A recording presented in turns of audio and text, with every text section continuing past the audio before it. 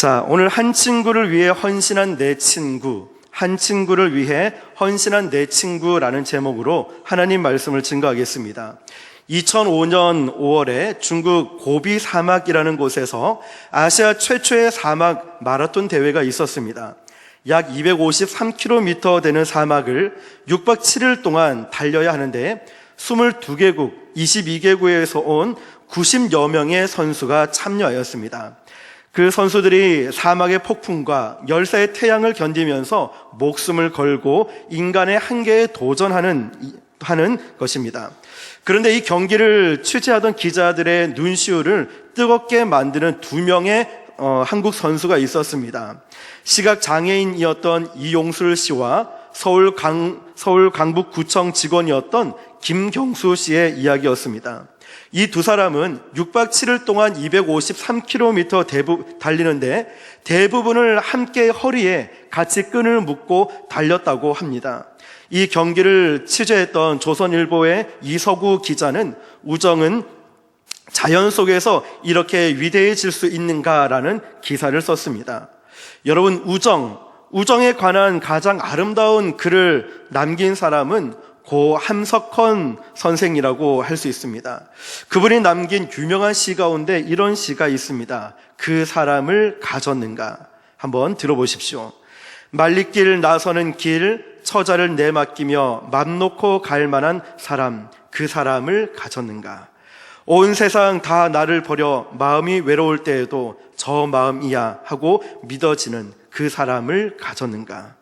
탔던 배 꺼지는 시간 구명대 서로 사양하며 너만은 제발 살아다오 할 그 사람을 그대는 가졌는가?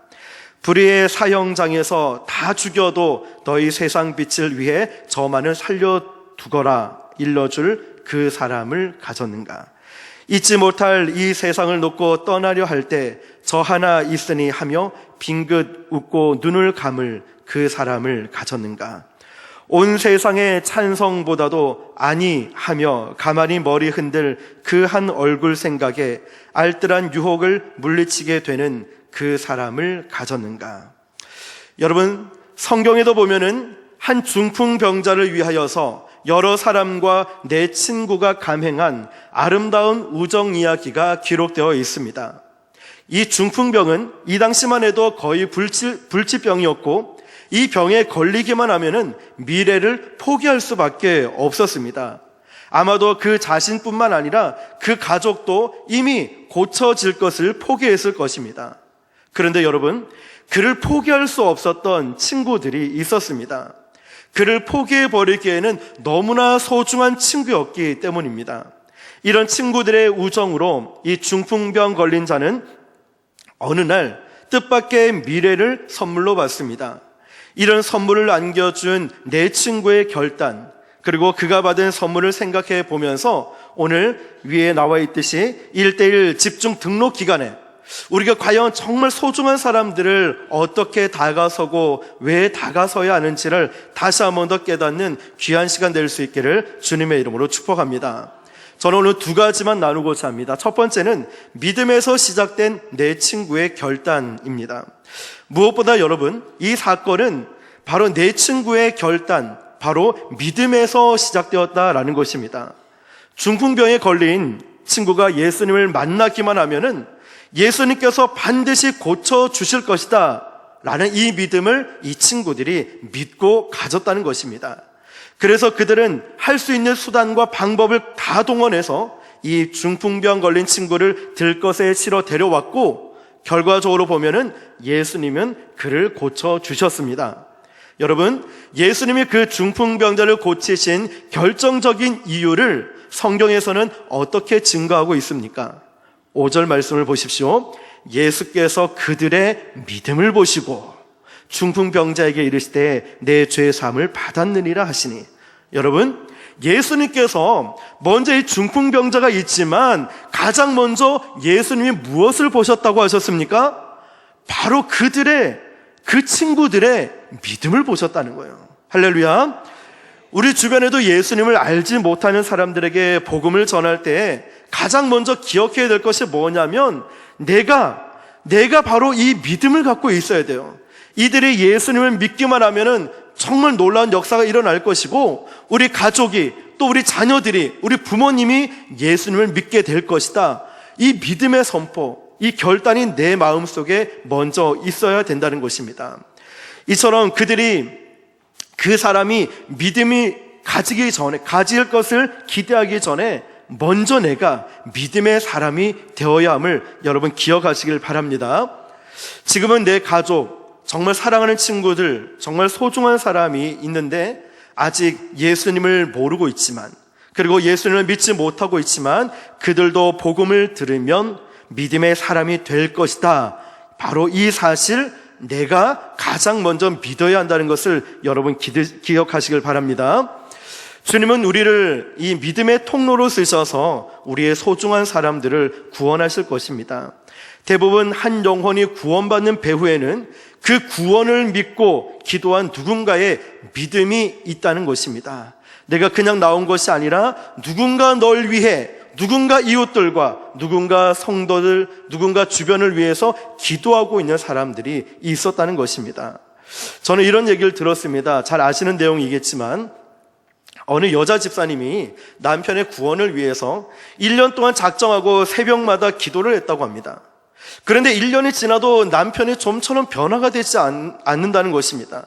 남편에게 여보 딱 한 번만 교회에 나와달라라고 호소를 해봤지만 소용이 없었습니다. 그러다 어느 날 새벽 기도 가려고 막 집을 나서려고 하는데 현관에 남편 구두가 보인 거예요. 그 순간 어떤 영감이 스쳐 지나갔는데 그 집사님이 남편의 구두를 싸가지고 교회 와서 예배 드리고 기도할 때 제단 앞에 탁 올려놓고 이런 기도를 드렸다고 합니다. 하나님, 남편이 하도 안 나와서 제가 남편 구두를 먼저 가지고 주님께 나왔으니 이제 이 구두의 주인도 나오게 하소서, 이런 기도를 드렸다는 거예요. 그런데 여러분, 우리가 이것도 좀 웃긴 얘기이기도 하지만 이 여자 집사님도 기도를 하는데 슬며시 자기가 한 짓에 대해서, 한 일에 대해서 웃음이 나오더라는 거예요. 그 순간 기도하면서 이 집사님이 빙그레 이렇게 웃었는데 웃는 동시에 주님의 모습이 떠오르는 거예요. 주님도 자기를 보면서 빙그레 웃으시고, 그러면서 우리 주님이 내 기도를 들으셨구나 확신이 드는 거예요. 그래서 집에 가서 남편에게 믿음의 확신을 갖고 얘기했습니다. 여보, 하나님께서 내 기도 응답해 주셨는데 당신 교회 나올 거야. 뭐라고 얘기했을까요? 당신 미쳤구나, 단단히 미쳤구나 라고 얘기했다는 거예요. 그런데 놀라운 사실은 그 다음 주부터 남편이 교회에 나오기 시작했다는 겁니다.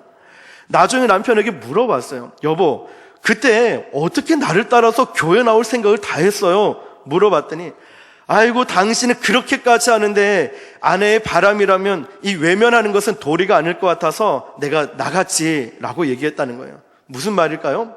아내의 믿음이 마침내 승리한 것입니다. 할렐루야.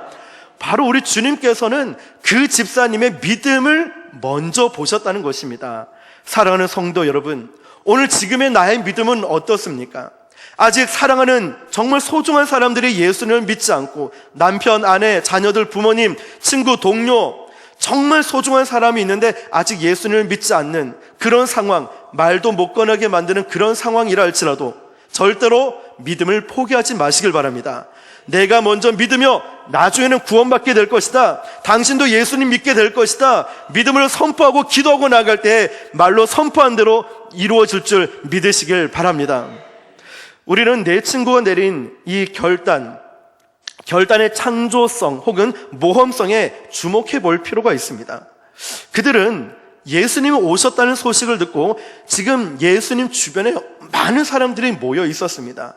그것을 보고서 오늘 이 예수님 만나는 것은 하나님 뜻이 아닌가 보다라고 포기하지 않았다는 거예요. 쉽게 포기하지 않았다는 것입니다. 그들은 사람들이 많이 에워싸여 있는 이 환경, 상황들을 보고서 포기한 것이 아니라 창조적이고 모험적인 아이디어를 냈습니다. 그것이 무엇입니까? 지붕을 뜯기로 한 것입니다. 물론 이 당시에 지붕은 지금 현대식처럼 콘크리트로 지어진 것은 아니었습니다. 평행 목재 위에다가 막대기를 지그재그로 얹어놓고 여기다가 엉겅퀴, 나뭇가지, 갈대, 그리고 흙덩이를 올려놓은 지붕이었습니다. 그럼에도 지붕을 뚫고 뜯는 것은 여전히 모험적인 행동이었습니다. 지붕을 뜯는 동안 어떤 일이 있겠습니까? 나무를 걷어내고 흙을 걷어낼 때에 집안으로 아마 흙떡이나 나무 가지들이 떨어졌을 겁니다. 그때 사람들이 깜짝 놀라면서 에이, 누가 이 무식한 짓을 하는 거야? 도대체 누가 이런 짓을 하는 거야? 아, 흙이 떨어지네. 얼마나 많은 사람들이 짜증내고 소리를 쳤겠습니까? 그런데 이 네 친구들은 전혀 개의치 않았다는 거예요. 바로 이 한 친구를 살리겠다는 집념 하나로 그들은 이 모험을 감행했던 것입니다.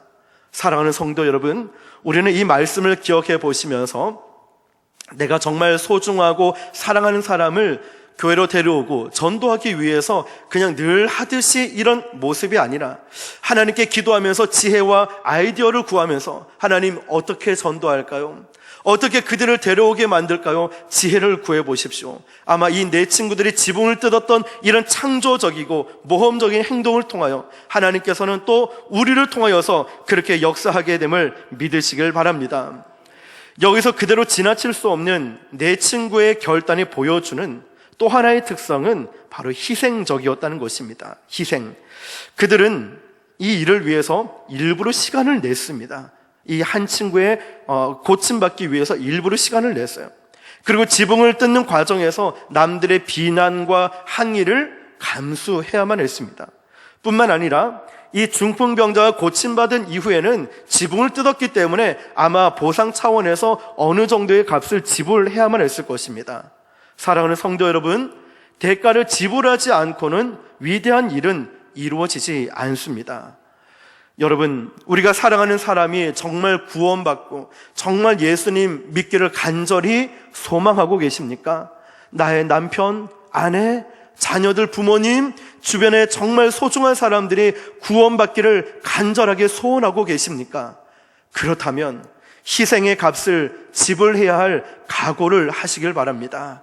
그냥 가만히 있는 것이 아니라 기도라는 이 시간적인 전도하러 나가는 시간들, 때로는 여러 가지 정말 헌신해야 될, 희생해야 될 일들이 있습니다.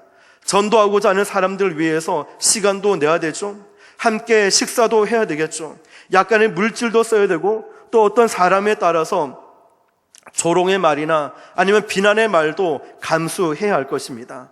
그러나 여러분, 이 정도의 희생으로 사랑하는 사람, 정말 소중한 사람이 구원받을 수 있다면 그것보다 더 위대한 투자가 어디에 있겠습니까? 사랑하는 사람을 위해서 기꺼이 희생할 수 있고 대가를 치르는 저와 여러분 되시기를 축복합니다. 캠브리지 대학교 출신의 명망 있는 지식인이자 스포츠 스타였던 시티 스터드라는 사람이 있었습니다. 보장되고 출세의 길이 다 보장되어 있었지만 잃어버린 영혼을 전도하기 위해서 선교사의 길을 떠났습니다. 그를 아끼던 사람들이 그에게 이렇게 얘기를 합니다. 당신이 희생하는 게 정말 그럴 만한 가치가 있는 희생입니까? 라고 말했을 때 이 사람은 이렇게 단순하고 분명하게 얘기했습니다. 예수 그리스도께서 나를 위해서 자신의 목숨을 버리신 것이 참으로 사실이라면 어떤 희생도 지나친 것은 없습니다. 여러분, 오늘 내가 사랑하는 사람, 정말 소중한 사람을 구원하기 위해 여러분은 어떤 희생의 값을 지불할 생각이십니까? 두 번째로, 어떤 선물과도 비교할 수 없는 선물입니다. 친구들의 희생으로 중풍병자가 얻은 선물은 무엇이겠습니까? 한마디로 이 선물은 현재와 미래를 함께 얻은 것이었습니다. 겉사람과 속사람을 함께 행복하게 만드는 선물이었습니다. 지상에서 받는 선물은 대부분 현재 지향적이고 현재밖에 미래를 보장받지 못합니다. 겉사람을 치장하는 선물로 우리의 내면까지, 우리의 미래까지 보장받는 선물은 아닙니다. 그러나 이 중풍병자가 친구들의 도움으로 예수님 앞에 나와서 얻은 것은 지상에서의 어떠한 선물과도 비교할 수 없는 차원의 아주 놀라운, 아주 위대한 선물임을 여러분 기억하시길 바랍니다. 사실 내 친구가 예수님을 통해서 친구인 중풍병자가 주어지기를 기대했던 선물은 무엇일까요? 이 중풍병자가 예수님 만났을 때 정말 받기를 바랬던 선물은 단지 한 가지였습니다. 이 중풍병자가 치유받는 것, 이 중풍병에서 고침받는 것이었습니다. 그런데 예수님 앞에 나온 그들에게 예수님이 첫 번째 선언하신 말씀은, 자, 네가 중풍병이 다 나았다 라고 말씀하지 않으셨다는 것입니다. 제일 먼저 예수님께서 말씀하신 것이 무엇이었습니까? 작은 자야 내 죄사함을 받았느니라. 작은 자야 내 죄사함을 받았느니라. 그렇다면 예수님께서 왜 이렇게 말씀하셨을까요? 그러면 중풍병에 예수님은 관심이 없으셨기 때문일까요? 그렇지가 않습니다. 11절에 보면은 예수님께서 내 상을 가지고 집으로 가라 말씀하셨습니다. 그 중풍병자는 궁극적으로 자기의 육체적 치유까지 선물로 받았습니다. 그러나 중요한 것이 뭐냐면 예수님은 육체라는 겉사람의 치유보다 바로 내면의 치유가 더 근본적인 문제임을 알고 계셨다는 것입니다. 예수님은 속사람의 치유 없이 인간의 겉사람 치장만으로는 결코 행복해질 수 없다는 것을 알고 계셨습니다. 그렇다면 예수님의 죄사함의 이 선언 앞에서 이 당시 종교 지도자들은 어떤 반응을 보였을까요? 7절 보니까 이 사람이 어찌 이렇게 말하는가? 신성모독이로다. 오직 하나님 한 분 외에는 누가 능히 죄를 사하겠느냐. 이 종교 지도자들의 반응은 결코 잘못된 것은 아니었습니다. 죄인인 인간은 동일하게 죄인을 용서할 수가 없습니다. 하나님 한 분만이 죄를 사할 권세를 가지셨습니다. 그러나 여러분, 이 당시 종교 지도자들은 무지했던 것 같습니다. 왜냐하면 그들은 예수님이 하나님이심을 모르고 있었습니다. 사랑하는 성도 여러분, 예수님이 하나님이십니다. 믿으십니까? 그래서 예수님을 만난 사람은 누구를 만났습니까? 하나님을 만난 것입니다. 죄사함을 받은 것이고 구원을 받은 것입니다. 믿으십니까? 예수님이 우리의 소망이 되시고 예수님이 우리의 구원이 되시고 예수님이 우리의 전부가 되십니다. 우리는 그 예수님을 전해야 하는 것입니다. 소중한 사람들을, 정말 사랑하는 그 사람들을 예수님 앞으로 인도해야 됩니다. 믿으십니까? 예수님을 만나는 순간에 그들은 영원한 미래가 열리고 그리고 현재가 새로워지는 것입니다. 예수님을 만나는 그 순간에 우리는 속사람이 치유되고 그리고 겉사람도 새 힘을 얻게 되는 것입니다.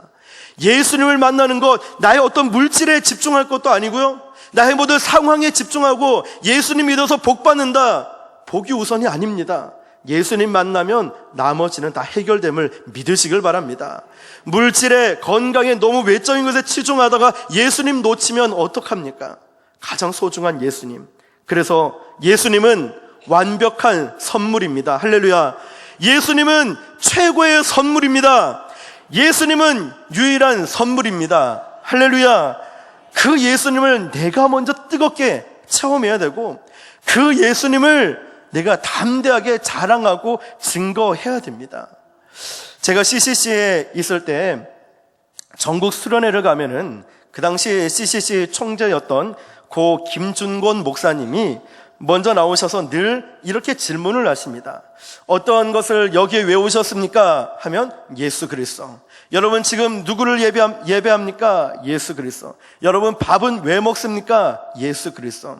이것을 일문백답이라고 합니다. 백문일답이라고 합니다. 백문일답.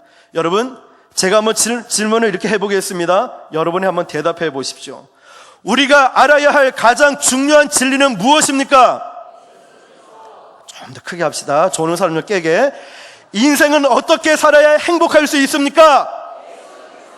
염려에서 해방되는 비결은 무엇입니까? 사업에서 성공하는 비밀은 무엇입니까? 학업 성취하기 위한 지름길은 무엇입니까? 내가 이 자리에 있는 이유는 무엇입니까? 내가 살아가는 이유는 무엇입니까? 내가 찬양하는 이유 무엇입니까? 내가 힘들어도 사명 감당하는 이유 무엇입니까? 그렇습니다, 여러분. 예수 그리스도. 예수님 빼고 우리에게 남는 게 무엇이 있겠습니까? 이 자리에서 예배 드리는 건 예수님 때문 아닙니까? 컴패션 대표인 서정인 목사님이 김중건 목사님의 둘째 사위입니다. 그 서정인 목사님이 결혼하기 위해서 이제 장인이 될 김중건 목사님을 만나게 되었을 때 잔뜩 긴장하고 설레는 마음으로 이제 목사님을 맞이했습니다. 김중건 목사님의 사위 후보에게 질문은 딱 하나였다고 합니다. 이런 질문이었어요. 자네 예수 그리스도를 어떻게 생각하나? 예수 그리스도를 어떻게 생각하나? 서정인 목사님이 이렇게 했다고 합니다. 죽도록 사랑합니다. 죽도록 사랑합니다. 이 대답을 하자 김중건 목사님이 눈물을 글썽이면서 됐네 라고 대답했다고 합니다. 여러분, 오늘 누군가가 여러분에게 예수 그리스도를 어떻게 생각하십니까? 라고 묻는다면 여러분은 뭐라고 대답하시겠습니까? 네, 저는 예수님을 죽도록 사랑합니다. 그 예수님 너무너무 사랑해서 부족하지만 연약하지만 그래도 주님만 사랑합니다. 그래서 그 주님만을 전하며 살아가길 원합니다. 여러분, 정말 이렇게 고백하며 살아갈 수 있길 축복합니다. 이제 예수 그리스도 앞에 여러분이 가장 정말 소중하게 생각하는 사람, 가장 그 사랑하는 사람들을 만나러 갈 준비가 되셨습니까? 그들이 어떤 반응을 보일지 모릅니다. 비난할지도 모르고 때로는 부끄러울지도 모릅니다. 때로는 어떤 말로 우리를 낙심시키게 될지도 모릅니다. 물론 반갑게 맞이할 수도 있겠죠. 그러나 정말 예수 그리스도가 최고의 선물이고 정말 여러분의 사는 목적이 예수 그리스도라고 믿는다면 우리가 사랑하는 사람들에게 다가가서 가장 소중하고 유일하고 최고의 선물인 이 예수님을 나누어 줘야 하지 않겠습니까? 그 예수님을 전해야 되지 않겠습니까? 1차 세계대전 중에 있었던 두 친구의 아름다운 이야기입니다. 어려서부터 같이 자란 이 두 친구는 함께 군대에 징집을 받고 함께 훈련을 받아서 같은 부대에 배속이 되어서 전쟁터에 싸우러 나갔습니다. 그런데 한 친구가 적과 싸우다가 고립돼서 참호로 다시 복귀할 수가 없는 거예요. 사방에 적들의 위협이 있고 계속 폭탄이 날아다니고 총알이 빗발치게 쏟아붓고 있을 때 그 한 친구는 먼저 돌아왔는데 이 갇혀있는 친구를 구할 방법이 없는 거예요. 그를 구하러 가는 것 자체가, 그 시도 자체가 자살 행위였습니다. 부상당한 친구를 구하기 위해서 참호를 빠져나가려고 하자 분대장이 막 뭐라 하는 것입니다. 너도 죽고 싶느냐? 지금 어떻게 나갈 수 있느냐? 말리고 계속 뭐라 하고 못 나가게 막는 것입니다. 그러나 이 분대장이 한눈을 파는 사이에 이 친구가 부상당한 친구를 구출하러 갔습니다. 그 친구를 끌어안고 다시 아군 자신의 그 참호로 복귀했습니다. 그런데 복귀했을 때 그 친구는 이미 숨을 거둔 상태였고 구하러 간 이 한 친구 역시도 치명적인 부상을 받고 숨을 넘기고 있는 이런 상황이었습니다. 화가 난 분대장이 그를 노려보다가 이런 말을 합니다. 그러게 왜 쓸데없는 짓을 하고 그래? 라고 말하자 그 한 친구가 이렇게 대답을 합니다. 죄송합니다, 분대장님. 하지만 제가 그 친구 곁으로 달려갔을 때 그 친구는 난 네가 올 줄 알았어 라고 말했습니다. 사랑하는 성도 여러분, 우리도 그런 마음을 가지고 이제 정말 늘 정말 사랑한다라고 말만 할 것이 아니라 그 친구를 찾아가야 하지 않겠습니까? 어디를 가든지 예수님의 이 말씀을 기억하셨으면 좋겠습니다. 요한복음 15장 13절에 사람이 친구를 위하여 자기 목숨을 버리면 이보다 더 큰 사랑이 없나니. 사랑하는 성도 여러분, 오늘 한번 여러분에게 가장 소중한 사람이 어떤 사람인가를 기억하시면서 예수님 앞으로 데려 나올 수 있길 바랍니다. 오늘 기도하시면서 가장 먼저 그 예수님, 내가 사랑하는 그 예수님을 만나고 체험하고 경험해서 내가 만난 예수님을 높이고 또 많은 사람들에게 전하는 이 4명의 친구처럼 그 또 다른 친구를 구원을 위해서 이렇게 힘을 썼던 이 모습을 잘 기억하시면서 1:1 집중 등록 기간 뿐만 아니라 여러분의 삶 가운데 많은 영혼들에게 복음을 증가하며 최고의 선물을 나눠주시는 저와 여러분 되시기를 주님의 이름으로 축원합니다. 기도하겠습니다.